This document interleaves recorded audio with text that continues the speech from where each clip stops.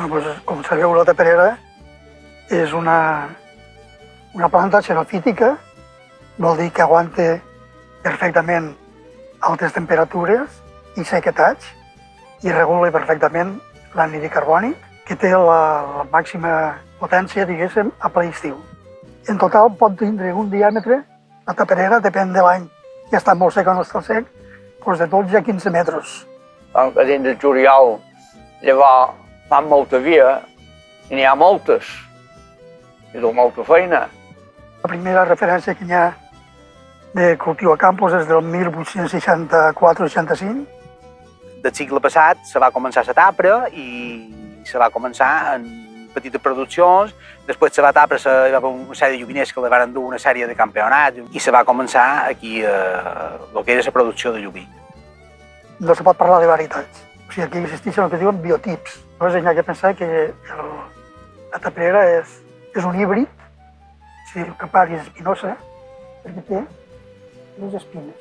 Hi ha un subgrup que és Caparis inerme, que no té aquestes espines. Però bueno, el Caparis espinosa ve de Caparis, un creuament, una hibridació de Caparis orientalis i Caparis siliqua. I d'aquí va sortir Caparis espinosa. Caparis espinosa, subvarietat espinosa. A partir d'aquí, què passa? Com la multiplicació se fa per llavors, pot donar lloc a una quantitat tremenda. Jo no sé els anys que devia fer que estava sembrada, les que collia jo. Això se sembren i ja està. Se pot multiplicar, com totes les plantes, per llavors, per esqueixos. Això són mudes de perera. Això normalment se sembrava el mes d'abril, el mes de maig, se sembraven les mudes de perera. Normalment això fan uns 20 centímetres. Quan se planta, se fa un clot d'uns 40-50 centímetres de fondo, se posen 3 o 4 estaques, se tapa, se fa una gringola al costat i, teòricament, cada setmana, cada 10 dies, n'hi ha que regar. Cada un metre o un metre i mig sembràvem una taperera i fèiem una tira de cap a cap. I llavors tornàvem a agafar una altra de 2 metres perquè llavors quan se fan grosses s'ajunten. Les feines després de cobrir la tapra era dels homes fer-les, llaurar i sembrar. La gent el que solia fer era fer 3 cultius en el mateix tros. Tenien els ametlers, enmig una fila de tapereres i després sembraven cereals. I eren cultius complementaris perquè se feien a temps distints. Juliol, agost, setembre n'hi havia, però ja tenien cuts.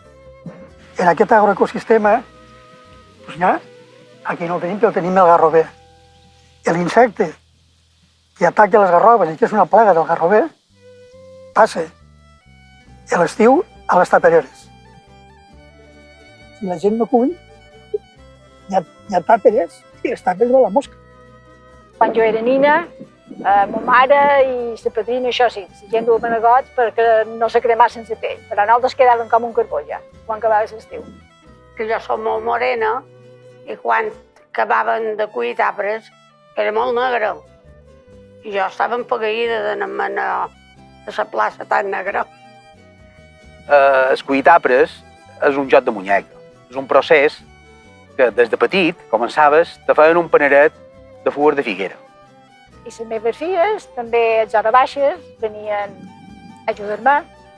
No els agradava gaire, però vaja, cuien tàperes i el que elles cuien era per elles. Quan jo era petit, quasi tots els campaners, el 90% dels campaners anàvem a collir tàperes. Els campos tots eren pagesos i ara això s'acaba.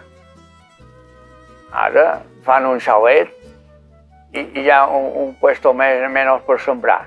Tots els nins i nines que eren de la meva edat o un poc més grans o això, tots anaven a collir tàperes. Però hi havia dones que se deien cerveteres collidores de tàperes que potser feien 20 o 30 quilos diaris. I el valor d'això era que li cobraves tot d'una. Tu anaves a vendre tàperes a les 10 del matí i te cobraves el doble. I tornaves la mateixa persona i anava, si posava les 6 de l'hora baixa, que ja no fa tant de sol fins a les 9 de vespre, se tornava a dur 2 vegades cada dia a casa seva. i venien llavors a vendre-los. I generalment eren persones majors i lots que venien en el seu polet a vendre les tapres. Això era l'any 1970 i sempre me contava que va ser un any extraordinari, que se van comprar just nosaltres 200 tonelades de tapres. I pesaven les tapres, si els compraven sense porgar tal com de morduen, però no quedava més remei que arribar a porgar, perquè els duen grosses i no en duen gent de petita. I la que valia, que tenia molt de preu, era la petita.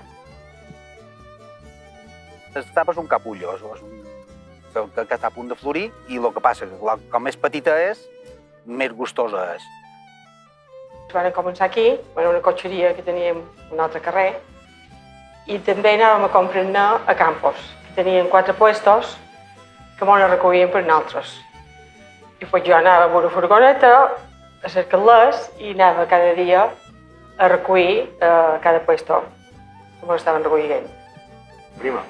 I una vegada netes se posaven en barrils, en botes, i amb aigua o sal s'encurtirien durant un procés d'X temps per després ser classificades amb unes màquines de classificat en el sistema de comercialització internacional que hi havia en aquell moment per després exportar.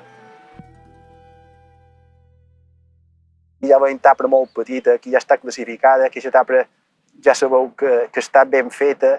Aquí a damunt ja podríem veure, sabeu, si t'hi fixes, que ja com una saladina, que la tapra ha fermentat, que això ja està a punt de consumir.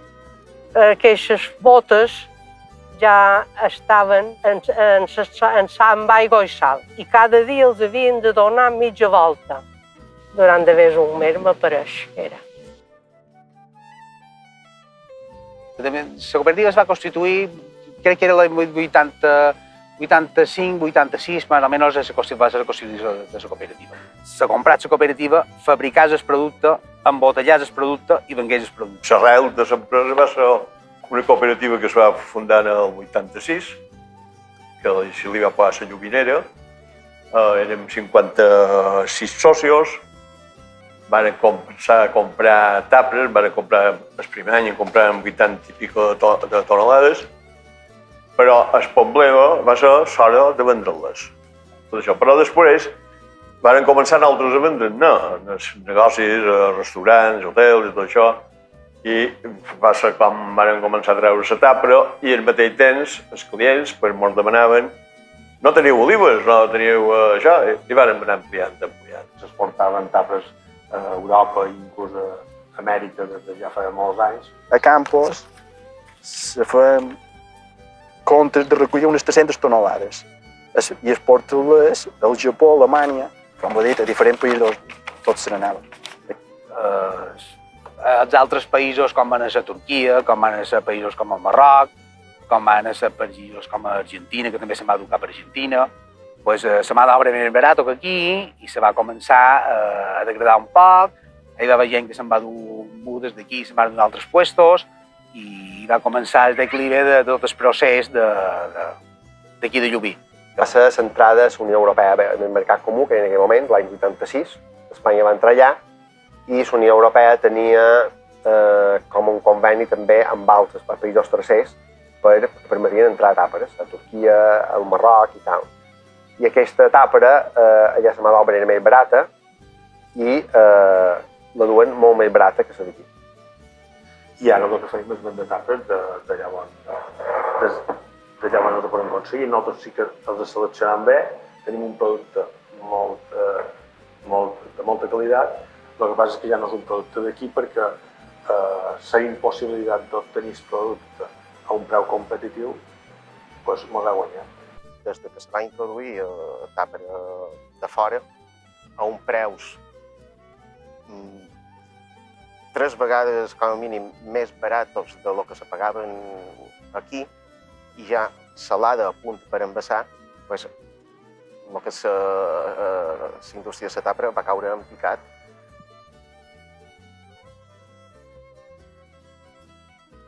Uns anys va estar aturada la compra I durant el primer pacte de progrés se va intentar que se tornés a revitalitzar i per això se va incentivar una empresa de Llubí perquè posés un punt de compra de tapres a Campos i se va tornar a revitalitzar un poquet momentàniament durant 2 o 3 anys i la gent va tornar a cuir tapres. El que passa és que els preus eren baixets.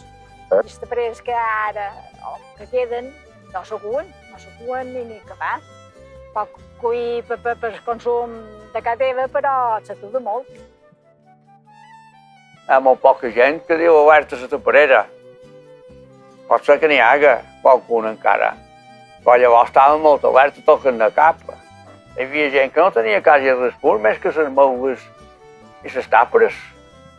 A Llubí ningú cuia tapres. Jo si estava bona encara en cuiria jo.